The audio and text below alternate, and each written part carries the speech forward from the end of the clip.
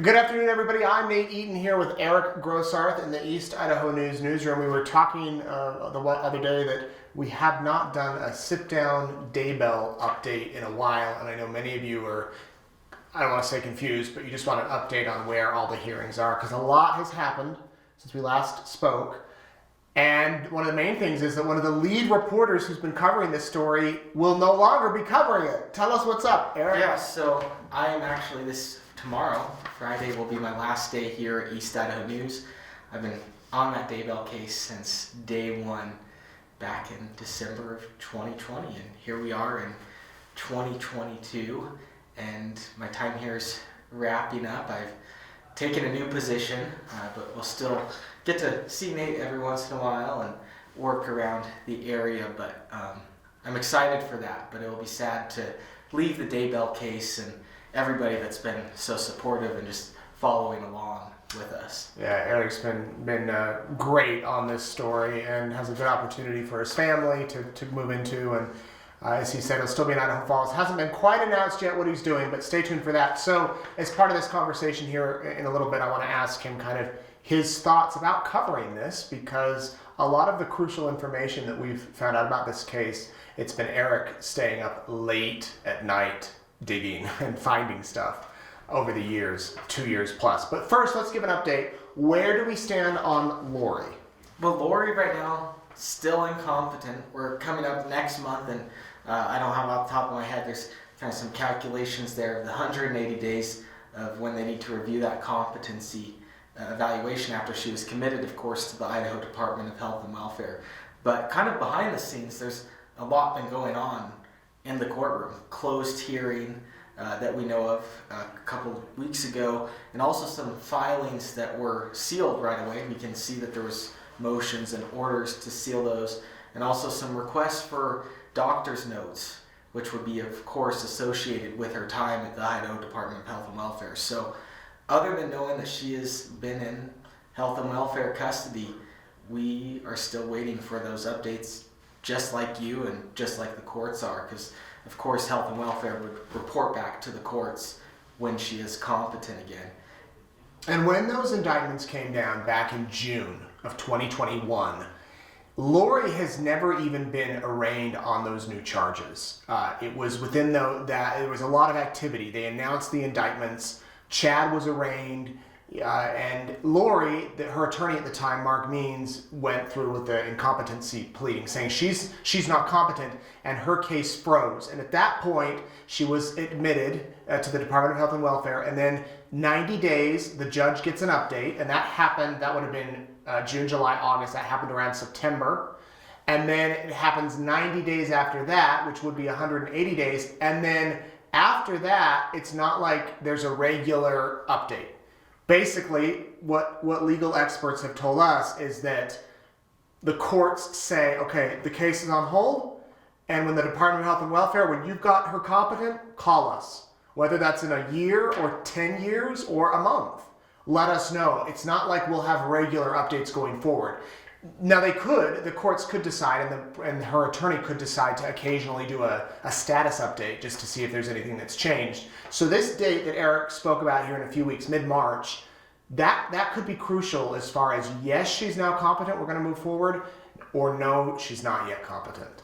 And another interesting thing, since she's been in that custody, we've learned, of course, she was indicted, and they had that grand jury proceedings and produced a transcript of those proceedings, which are given to a defense team, and kind of going, we'll discuss how that came about in a little bit, but she hasn't even seen that at this point. It's a lot, we don't know what she knows related to her case at this point. So that's a lot of this, I think, hashing out what's really been going on and how are they going to proceed forward in the next few weeks. And she also had a change of attorneys. Right after Christmas, Mark Means was disqualified from the case. He had been her attorney from the beginning. Now Jim Archibald, a seasoned public defender who's covered many high-profile cases, he is now her attorney. And Eric just mentioned that it was Jim Archibald who, I believe, said in a court hearing that my client hasn't even seen what she's charged with, or that he knew of. So she's got to get up to speed on that and be filled in as far as these new charges. Interesting note is that the misdemeanors that Lori was facing, the prosecutor dropped. And one of the theories is that happened because if he had kept those misdemeanors, Mark Means still could have represented her. So now that those were dropped, Mark Means can't represent her and isn't representing her, and we haven't heard much from him about just it. Dropped off kind of the face of the earth. That last hearing, it was actually an written order that everybody kind of got at the same time. Mark got it. It went up into the court system and said, hey, you can't be the attorney on the case at all. And Jim, who was already actually co-counsel on the case, steps in to fill that role. And it was pretty sudden. And Mark did, through public filings, give us a hint as far as some of the things that have been happening with the Department of Health and Welfare. Through these filings, he said that Lori one day was watching a hearing, one of Chad's hearings, and Mark Means claims that one of the counselors or a staff member there at the Department of Health and Welfare facility told Lori to call the LDS church headquarters in Salt Lake and ask for a new attorney or ask for legal advice. That call did happen. She called to an attorney in Salt Lake. That attorney then contacted Rob Wood in Madison County and said, I just got this call. Rob Wood informed Jim Archibald. It kind of became a thing, and I don't think, has that ever been concluded? From what I understand, that was kind of just an issue. Now that Mark Means isn't on the case, it's kind of not forefront of pressing issues for this case. And a lot of these hearings too are held behind closed doors, so that could be resolved. But anyway, that's where we stand on Lori. We might know if it's going to happen. If she is held competent, the prosecutor really wants to try these cases together, and that would give her attorney, Jim Archibald, the rest of 2022 to get the case ready for Chad's trial, which is now scheduled for January of next year. So they could be tried together, both in court. That would be a fascinating case to watch to see if one of them decides to turn on the others.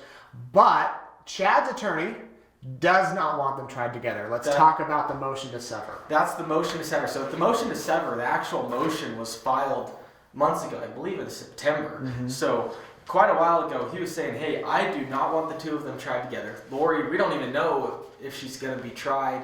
We need to get these cases separate. Let's try and at a different time, even though it's a year out. But recently, just in the past week, there was another filing from John Pryor that detailed more of his position. He feels that in addition to Lori's case being on hold, but also it's hard for him to prepare for a trial when that comes along.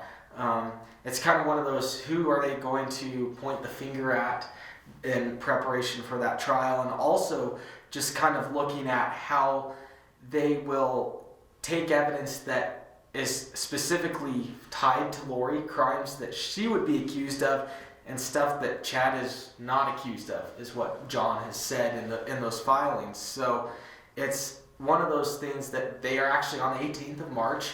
They are set to go before Judge Boyce and argue that position and say, hey, I think that our trials should be separate. We can keep this January 2023 time frame. Even if Lori's found competent, they want that separate. But again, that's one of those that we will, or I guess Nate now at this point, it's weird to say, we've been saying we will follow this from the beginning, but one of those that Nate will keep an eye on moving forward on that date on the 18th of, will the case stay separate, or I guess should say stay together, or will they be separated over John Pryor's just concerns of preparing for trial? Because attorneys, again, will look at it a lot differently if there is two co-defendants sitting in the courtroom at the same time, or be completely different years, months, weeks. And the prosecutors argue that they should be tried together because they're both charged with the same things, and the evidence is going to be the same, and most likely there might be some minor differences here and there, but they're saying, let's just do it all at once. It'll save a lot of money. You'll get one jury. You won't have to pull two different juries, which can take 2-3 weeks to get a jury called. And especially if both cases were held in Boise and you held two trials, that's 4 to 6 months of the year, which would be a phenomenal amount of time and a phenomenal expense. And so that's why the prosecutors say keep them together. And expenses, that's another thing that's hot topic right now in the Daybell case. Prosecutors also on the 18th, they want to argue that, hey, can we put some more information out there to you, the judge, to consider of this is going to be expensive. Of course, the trial is set to be held in Ada County, which is, 4.5 hours away, other side of the state, basically, because of that request to find an impartial jury for this case. But the prosecutors, again, have come in and said, hey, this is how much the sheriff's office, so Fremont County, say it's going to cost them to have security, because it's set to be a 10-week trial, and they would have to take staff, according to the prosecutors, from Fremont County to Ada County to escort Chad and Lori at the jails and provide security in the courtroom and transport witnesses. They say 14 personnel just from that small sheriff's office there would have to go over there to Boise, and just for them it's over $250,000 for them, whereas they want to move it back, and then also cost to the Rexburg Police Department, Madison County Prosecutor's Office there. They're saying and arguing that, hey, it's going to be expensive. Let's reconsider this, and we can pull the jury from Ada County, but hold it here in Fremont County, just logistically. That's something they desire.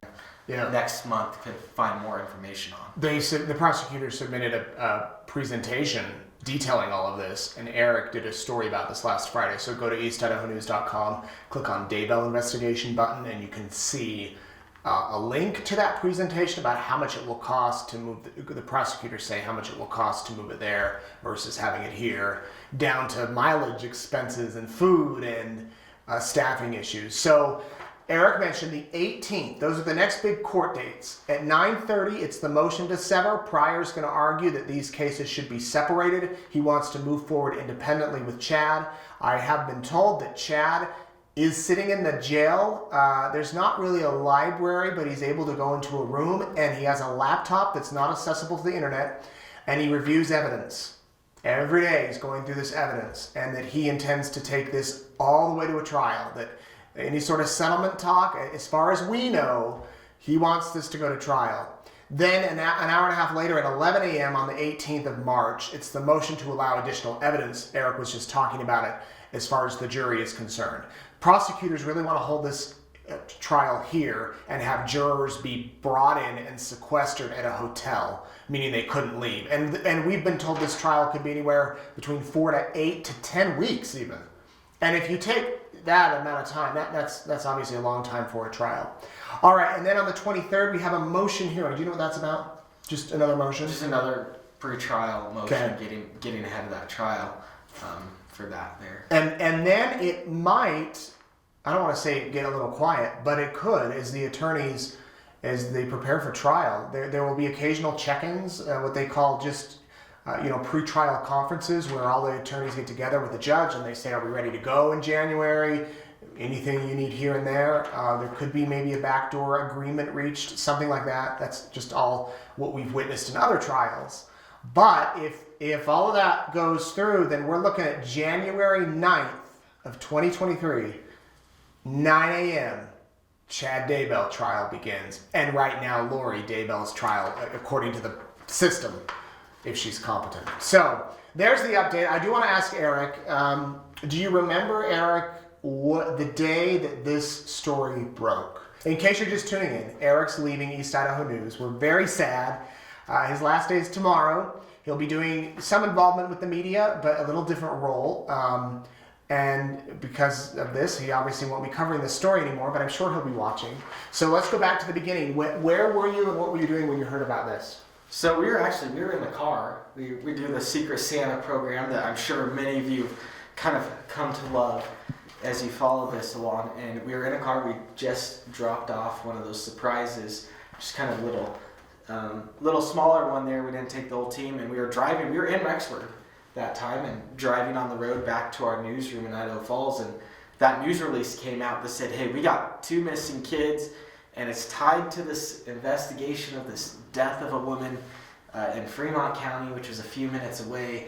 And we'd recognized the name Tammy Daybell, her death, and she was well known in the community at that time. So we were sitting there, but it was a lot longer than any other missing persons news release that we typically get. Usually, I think it was 2 pages. Yeah, like 2 pages long. I mean, that's an extensive news release there, and it went into a lot more detail. Usually when we get these missing person releases, it's, hey, so-and-so's missing, they're 5 feet 4 inches tall, weigh 120 pounds, and if you know where they are, give us a call, kind of a thing. And this was set out. They'd obviously been working on this for quite some time before releasing that information to all of us. And from then, day one, it kind of blew up. It was hundreds of thousands of people had seen that post, the initial release within those few days. And of course, in the time after that, we had the release about Chad and Lori and the allegations that they knew what happened or where the kids had gone. And I remember that night when it broke, because we didn't post it, our colleague Nate Sunderland posted it. I was headed to a concert for my kids, a choir concert, and Eric, we had to coordinate a carpool, different situation. But anyway, he was in the car, and I was talking with some police sources, and they were saying that this is going to be big, this is going to be huge. And I remember going to the concert, and Eric, after I got out of the concert, checking my phone, and you had found out all this information, like Chad Daybell's wife died in October, and Lori Vallow's husband was shot in July. So he's piecing all this together. We're like, wait, what? Death after death after death, and missing kids. And then the next day, on a Saturday, the police called. And they're like, we're going to release the parents' photos, and they released that 24 hours later. And then, beginning of January, I remember I was at a funeral when we got word that the police were outside Chad's house, and you went up there and it was freezing cold. You remember? It was a cold January day. I think it was like single digits, if I remember that. And I had my coat, wasn't dressed, but I was like, I'm going to stay out here. But here's what was handy. You lived like 5 minutes away? 5-7 minutes. I lived at the time not far away from Chad's house. It was a quick drive down there, so I was able to set up before all the police tape was up at the time, and I was able to be there right on the corner as I watched them. It was an interesting day. I remember they were pulling trash bags. It's like, what could have been in that? They were pulling bags of evidence. They were going around with rakes, and there were people with FBI shirts on. And that's something that in East Idaho, if ever, that does not happen very often here. And so, at that point, we'd heard bits and pieces of information of what had been going on, but I think that was one of those two that you're like, wow, this is really quite the big investigation because of all the resources that had been brought in. And 3 weeks later, we get a flight to Hawaii. We told no one. In fact, people in our own newsroom didn't know. One other person knew, Nate Sunderland. We got there, and us seeing Lori and Chad, that really wasn't supposed to happen. We kind of got a tip, and things were changing with their behavior from what we understand, and so that went down. And Eric was the man walking backwards from a parking lot to a hotel. As I was asking the questions, he was trying to keep his balance, and it just also happened so quick. But I'm sure that's a day you won't forget. We land there in Hawaii and find that our camera that we brought from Idaho was completely busted, and we had to go out and found a nice place, a little film school that let us rent a camera from them, and it was just kind of one of those that was a blur. I'll remember it, but it just happened so fast. We'd just eaten lunch minutes before this and happened to be on the same road where this all happened. We weren't even in Hawaii for a day. We were there for like 10 hours. It was so fast, and we hop out there and we're like, wait, this is really them, because we'd seen their pictures, but it wasn't what we'd seen in the pictures. It was Chad and Lori, but it was definitely a different experience in person because they were a few yards from us at that point. And I'll tell you, they looked much thinner. I remember seeing them. I'm like, wow, they're skinny, especially Chad. And it was from there. It was go go go go go. We were only in Hawaii 2 days, maybe 3 days. We were trying to keep track with them, and I remember we were packing to go to the airport to come home when somebody, maybe you're watching, somebody in Hawaii called our newsroom in Idaho and said, Chad and Lori just checked in. Was it at the Marriott? It's the Marriott Hotel. The Marriott, and they had tickets, plane tickets in their bags, and it looked like they might be going to Mexico. Because at the time they had those clear bags, remember, full of money. They didn't saw. have a lot of stuff with them at the time, so it was kind of obvious they were carrying what they were carrying. We had to get to the airport, but luckily we were there working with the wonderful team at Dateline, and so we let Dateline know, and they staked out that hotel, and they actually got them on camera the next day. They stayed overnight. Dateline had people at that hotel, and the video, if you've seen any of the Datelines, you've seen when the producer walks up and, you know, there's a lot more cordial, I guess, than I was. I don't know, more gentle. But anyway, so we come home. Then it's rapid fire developments, it seems, like every day. COVID comes, everybody goes into lockdown, then June comes, and the kids are found. And that was another morning that you were close. I was close. You were out on a run. I was getting ready to drive down to Idaho Falls to our newsroom, and I get a call that, hey, they're back at the house. So and when I get there that day, when it's blocked, a mile away from the house, you knew something was big that day. So I had to call Nate, and he was able to find a helicopter pilot that was nice enough to fly him around that day. And Eric was on the ground, we were in the air. So will you miss covering it? I will miss knowing every details when it happens.